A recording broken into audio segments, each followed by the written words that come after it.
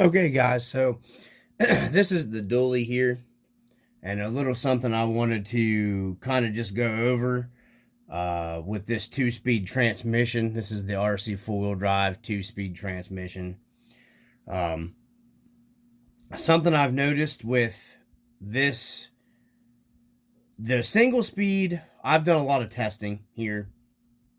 The single speed R3, uh, I have one here. I should have had it out for video purposes, but not prepared.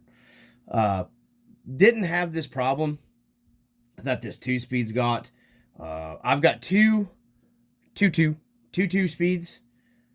I thought maybe this transmission had a problem, so I pulled this transmission out earlier, previously, run the other transmission, did the same thing, went ahead and put this one back in because I had previously went through this one and checked all the bearings and greased the transmission and checked everything and Loctite everything, and that way it was good to go when I was originally working on this truck.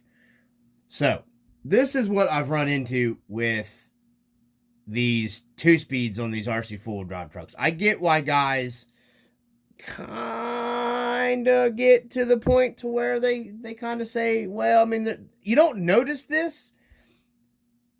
Let me start off by saying this. I had the Holmes Hobby 16 turn 540 can Crawlmaster Sport with the Hobby Wing in this truck, and I honestly didn't notice it as bad. I hardly noticed it whatsoever with the brush motor in it. When I started noticing this is when I went to, you'll see here, this has the 1800 kV SE Hobby Wing FOC setup in it, the Fusion. So when I really started noticing this was with this system, because this thing is like super, it's got super great throttle modulation and whatnot.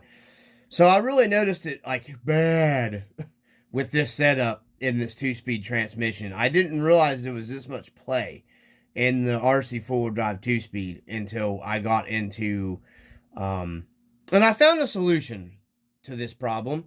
A company actually makes, it's like, I don't know what they call it, shift dog carrier, blah, blah, blah. It anyhow takes up the slack. So it fixes the problem, tightens your gear mesh up. A lot of two speeds I've ran into have this problem, like my Traxxas Summit has this problem. I didn't notice my son's G-Made doesn't have that problem, and this is actually worse, I think, than the Trailfinder 2. I haven't had this motor, or Trailfinder 2, Trailfinder 3, but I haven't had this motor in a TF3, so the TF3 might suffer from the same. I won't know until I put like something like this in the TF3. So, I mean, I didn't even notice it at all until I went to this system in the TF2. So I could see guys running these systems in the RC4 drive. I get what they're talking about. You really don't notice it hardly at all that much in the brush systems, but I've noticed it a lot on descending. It's almost like it has to make a revolution. You'll hear the pinion gear spin, and then it'll catch. It's really odd. It does not do that with the brush motor. It just does this with these super smooth systems that you put in them. So I just wanted to video this for you guys and see what I'm talking about, and put that video out there. I've tore this thing down. I've went through it. I've seen actually a couple postings people's put up. There's nothing really wrong with the transmission. I've tore it apart. There's no bad bearings. There's no bad teeth in the gears. It's just the machining of the parts, guys, and the two speeds. Now, I have a newer two-speed here. This is the older one, I do believe. I didn't notice the difference going from one to the other. I've tested both. Other than, there's going to be more wear on this one being that it's used. So, anyhow, let's get to it. So, here we go. So we're going to power our fusion system up here, the SE. You'll hear it. I have it on a 3S system. I love it. So you're going to see what I'm talking about here. Watch the spur gear and catch the spur gear right here on my finger. That's where to look, right in here. And then the tires. Kind of keep your eyes on both of them there. You'll see what I'm talking about. Watch the spur gear move. See how smooth that is? It's so smooth. Oh my heavens. It's so smooth. Okay, so we're going to go full throttle here. First gear. And we're going to stop. Now, keep your eye on, this is where I've noticed it the worst. Keep your eye on the spur gear. It will make revolutions before the tires. Boom, there it is. You see it? Tires aren't turning. Did you see the spur gear move? Full throttle. Let off of it. Okay? Now watch the spur gear. Watch the tires. There, now the tires kicked in. There's the pinion actually, it's not making like a full revolution or anything. But the play that's in that, it's just, definitely want to fix it. Now, I could just rip this out and put an R3 single speed in there. You know, problem solved. But I like having the extra weight that the 2-speed provides kind of forward. It really does help. It really does. I've tested that. The weight bias forward in the 2-speed does make a difference. I know people say, bleh, bleh, bleh, bleh, bleh. Nope, it does. It gives you a little extra weight down low towards the front because it's between the chassis rails. Any little bit, but it helps. So, anyhow, here, we'll pull this again. Beep, full throttle. Now watch. Spur gear. Watch tire. Watch. Nice and easy. Easy peasy, lemon squeezy. See it? See the spur gear? Look at it. Now the tire's moving. See what I'm saying? See what I'm saying? You feel me? It's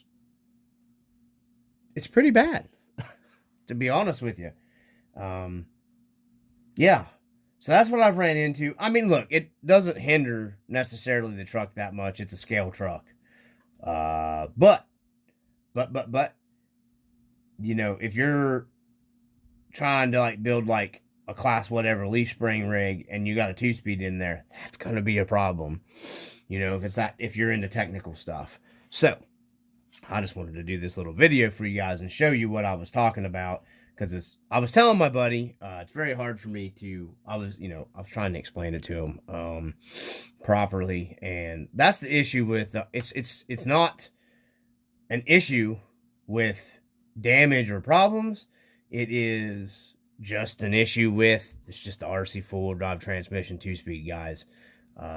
You don't even notice it until you put one of these real nice smooth systems in it. So I just wanted to put that out there. Boop, boop. My lights from our transmitter. Boop, boop. This truck's pretty much done up. Let's go ahead and slide it back here. I don't got the body on it, obviously. Let me turn this off. I'm going to go out and do some trailing with it in a little bit. Happy with the way it come out. Everything's working really nice.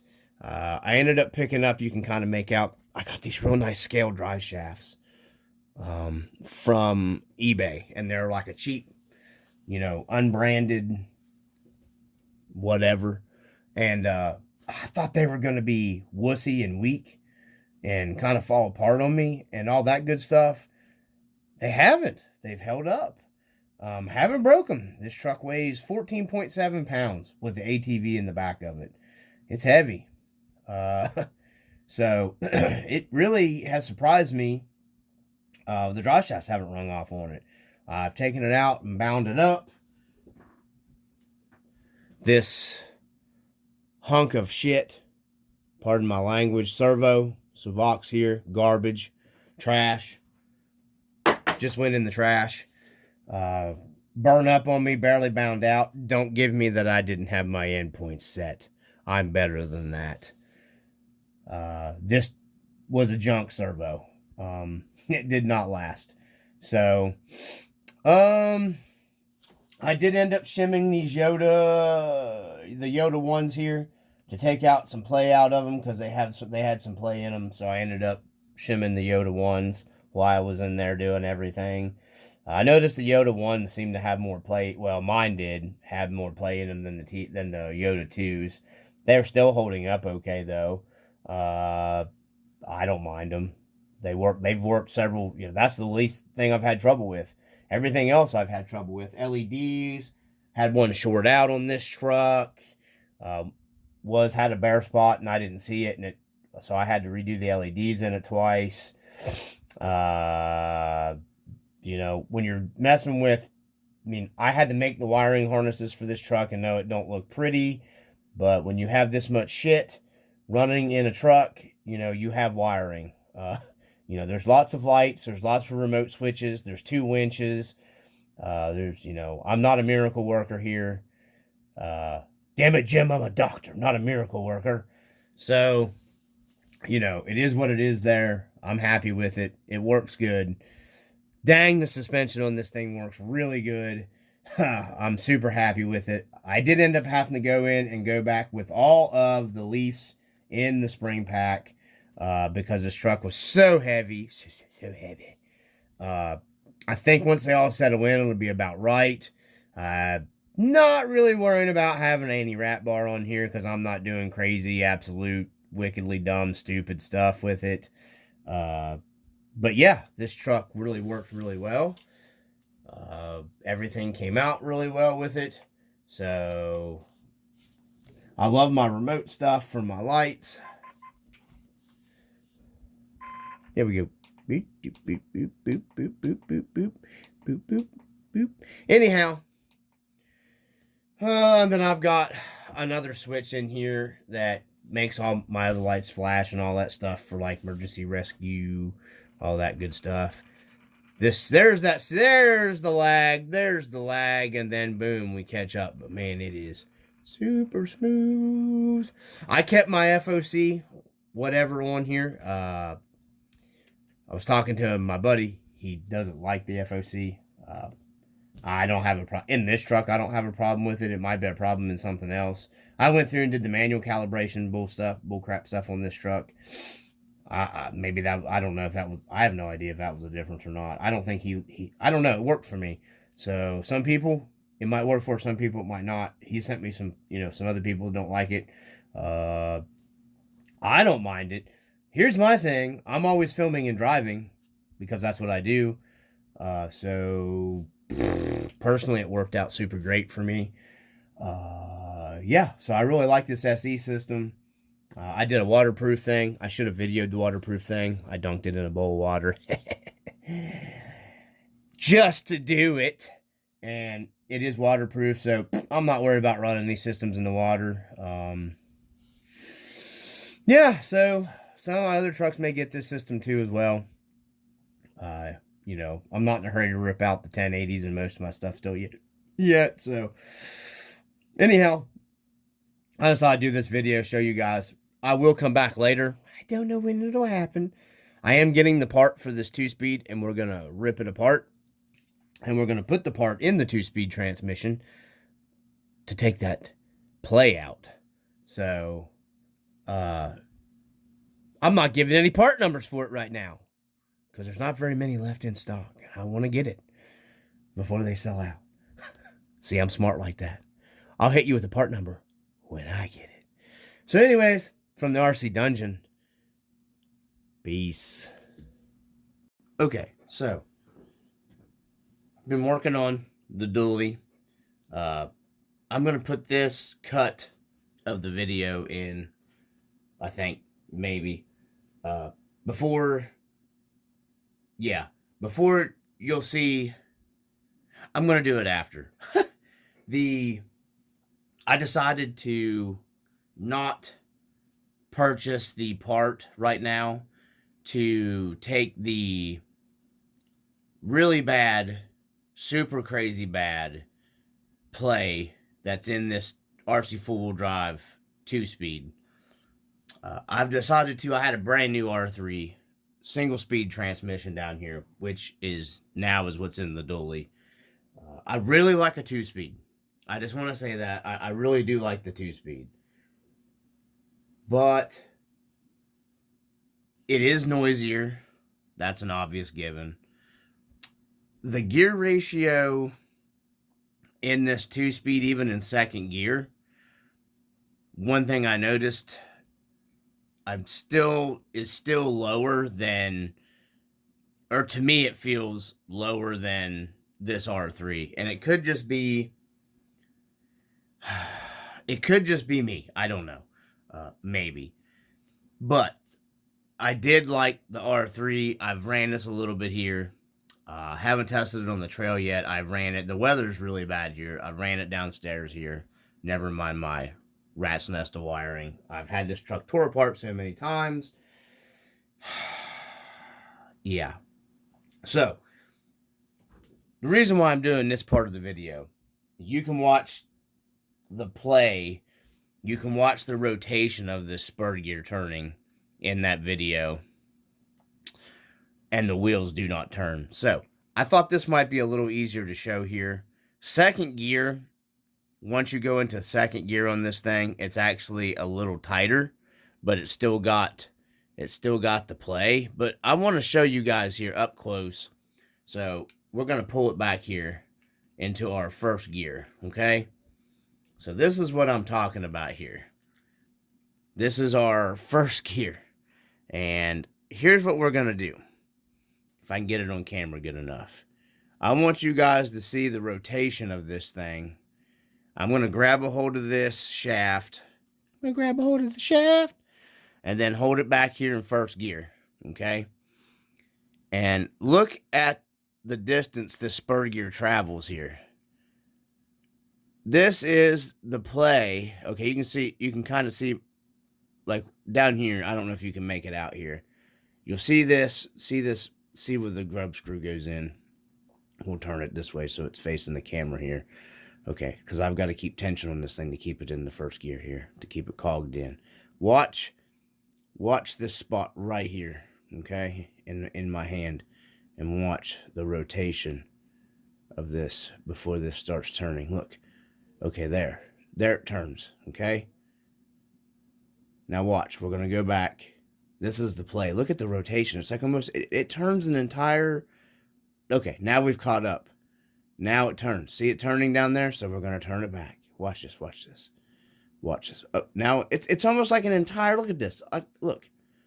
It's like an entire, boom, now it's engaged. Boom, now it's engaged. Now, you say, well, that would be going from forward to reverse. But the problem is, I have found, when you have this truck on a descent, when you're descending, you don't notice it ascending, going up, because you have constant pressure, okay, on this transmission. You got the weight of the truck. It's pulling. When you're going down, this motor's so smooth, you'll pick up, like when your drag brake engages, it'll actually kind of bump off because you have this, okay? So your spur gear, it'll actually kind of counter-rotate back on you, and it's got so much play, see, it lets it counter-rotate back. So then, when you go to modulate your throttle, because this SE system is so much smoother than the brush system that I was running in the truck. I never noticed this with the brush system in the truck, because it's like the drag brake constantly holds that pressure descending. And this SE, it's so smooth and everything, you can keep a constant throttle and never change down or up. It's so smooth. You don't got to worry about throttle modulation that much. So it's just it's really, it's very odd that it's not odd. It's just look, I love Rc4wd drive, okay? But this is just, I mean, this is terrible. It's literally, and then when you get up here, it's even worse. Look at that. Because then you got to count for your lag between your gears here. I mean, that's just, they do make a part for this. I'm going to add a link to it in this video to fix the 2-speed. It will take that play out of it. A vehicle I've ran into that has this problem as well is the Traxxas Summit. That's actually probably worse than that. But you don't notice it that much either until you actually start removing the motor from the transmission on the Traxxas Summit. So this, it's not a bad transmission. I haven't broken any of these. I've got 2 of these 2-speeds. I'm going to order 2 of those parts, and I'm just going to put them up. The one thing I do like about this 2-speed, and of course there's other ways of going around it. I do like your center mass sitting down low inside your frame rails, your chassis rails. You get with the 2-speed. It's a good bit heavier. This weighed like, I think it was almost 9 ounces more. If I remember right. I have a scale here. I have a fancy scale. My redneck scale. My hillbilly redneck scale that I use for weighing my stuff. And it actually works very well. It's super accurate. I'd like to get 4 of those identical ones and make my own setup instead of spending the Uber money for like the setup where you can get with the app on your phone, all that stuff. Because I paid $1 for the scale, I think, or $2. I'd like to have found 4 of those matching, and then I could actually do the math and figure out my weight distribution for, like, my rigs that the weight distribution matters more so on, which it matters, I think. It matters on pretty much anything, really, even scale trucks. So that's what I wanted to put out there. I did counter. I used some weights in some hidden places. That is as down low as I possibly, well, it would be in about the same line where the weight would be in this chassis, and I've hit it really well. And I'm a couple ounces off, like not quite 2 ounces actually, less than a couple ounces, I should say. And it's hidden pretty well inside the truck. In the chassis, so I guess I shouldn't be that worried about it. It's just this truck did so well. I didn't want to change the performance of it, not even a little bit. It was just, I couldn't do this transmission. I just wanted to put that on video to you guys. So I'm going to shut this off and restart it, and then all of this is just going to be cut together. I'm going to try to put it in the proper sequence with my terrible editing skills that I have. But I'm finally happy with this truck. I'm super happy with the SE system in it. So I'm going to show you what I mean. We're going to turn this to where we get close to the same angle of the jangle with the SE system and show you what I mean. When the spur gear turns, you immediately get wheel spin. You don't have that stupid, you can actually see I'm turning it. I mean, there's hardly any lag in the R3. So let me stop this and we'll restart it here. Okay, so we're here, and I'm going to scoot the camera in here a little closer for you guys so you can kind of catch that. Maybe. Can I get in there? Can I, without dropping the camera forward with this cheap, yeah. Okay, so it might flop down on us, guys. This camera mount I have is, it's not great. So, I've already got the transmitter turned on. No different, same transmitter. We're going to power this system up. This is the SE. Okay. Boop, boop, boop, boop. And then I'm going to show you what I mean here. Watch the spur gear. Boom, boom, boom, boom. Watch the tire movement. It's like, you'll see. Look, it's almost instantly, see? There's hardly any lag, is what I'm saying. You might hear my drive shafts hitting it's sitting on my homemade turntable here. Parts tray / parts tray. Poor man setup that I actually like really well. I have a fancier one here. I like my homemade one. There we go. It's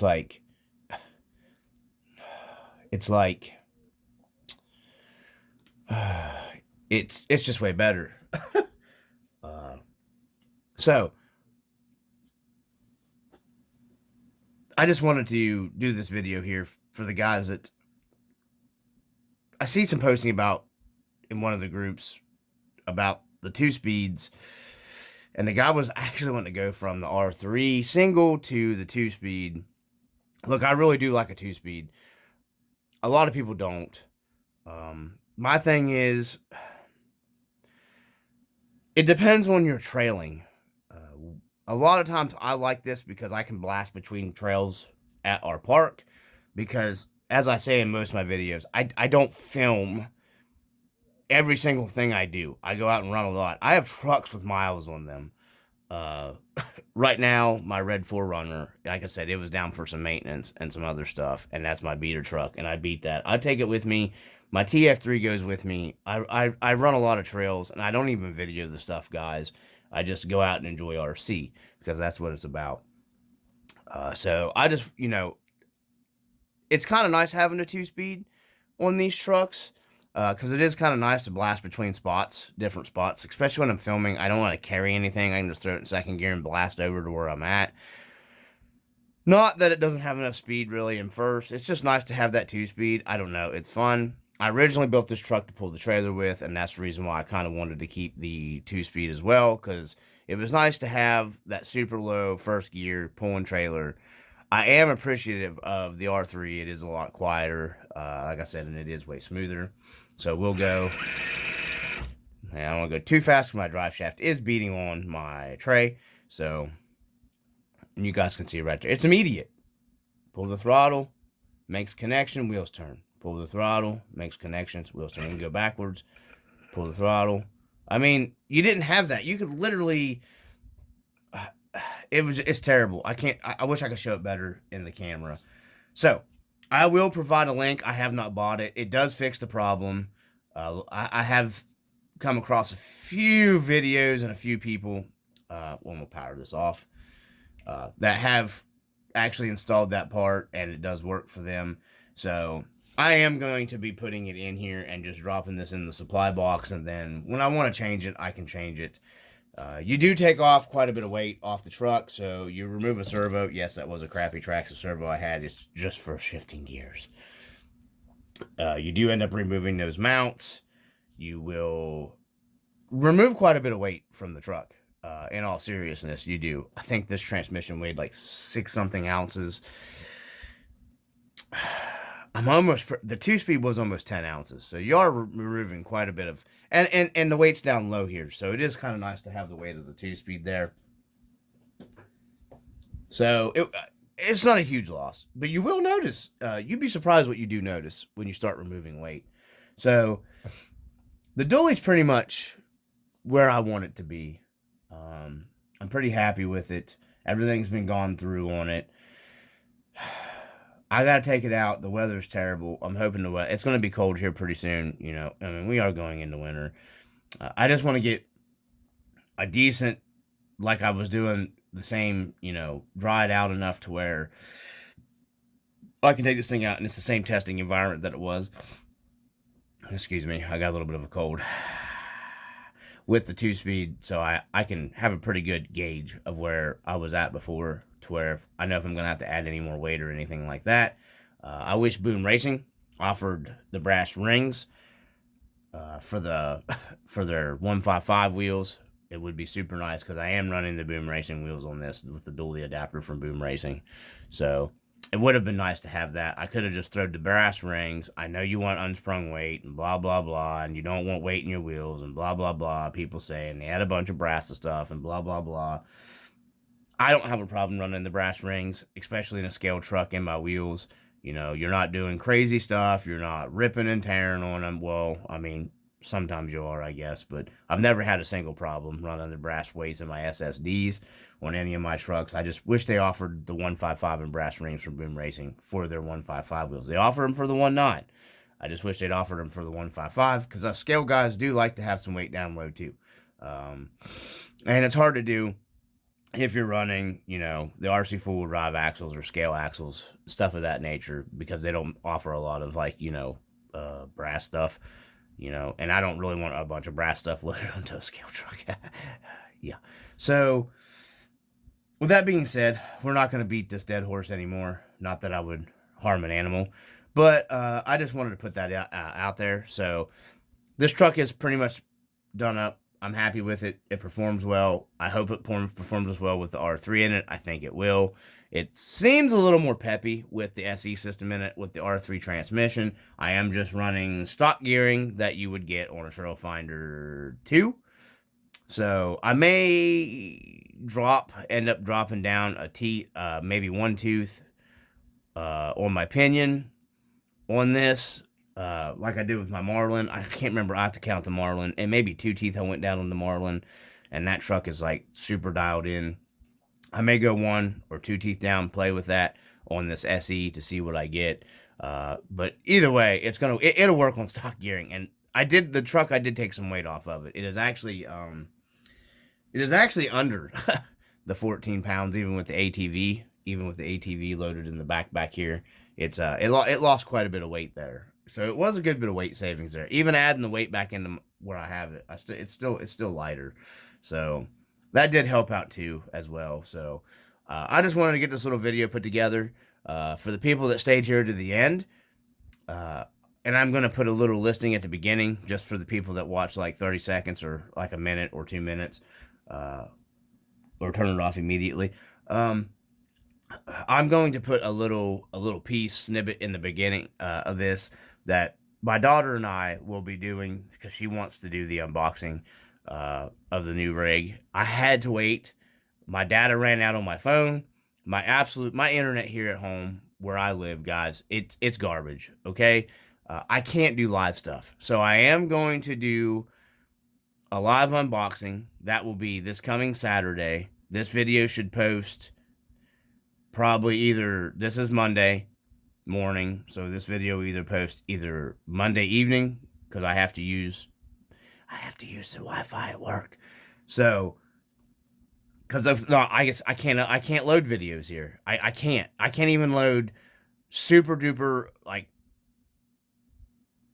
the absolute crap quality videos here. It takes hours and hours, and sometimes depending on the length of a day. So another thing I will say I ran into, you guys will need the R3 motor mounts are different.